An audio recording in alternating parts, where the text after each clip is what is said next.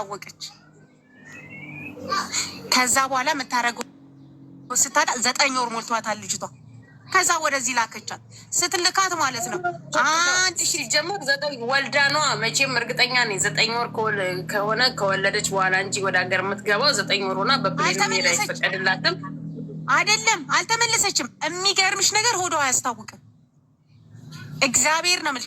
እዚህ መታ በንጋታው ነው ምጧ የመጣው። ጌታን ነው የምልሽ። በሽተኛ ልጅ ወለደች። በሽተኛ ልጅ ወለደች። መንጋጋ ወደ ውስጥ ይገባ፣ መንጋጋ ወደ ውስጥ ይገባ። ይኸው እግዚአብሔር ምስክሬን ነው ምላችሁ። መተንፈስ አይችልም። ይሄ በዚህ በጎሮሮ ተከፍቶለት ነው። አንድ አራስ ልጅ ምንም የማያውቅ ገብቶሻል አይደለ? በራሷ ጥፋት በልጁ ጥፋት እዚህ መታ ለልጁ ስደውልለት አላቅሽም አላት። ከዛን ያለን እድለኛ እች ልጅ ልብስ እንኳን የላትም። ያለን እድል እኛ እዛ ውስጥ ያለን ሰዎች እያሰባሰብን ለእኛ ልጆች የገዛነውን ልብስ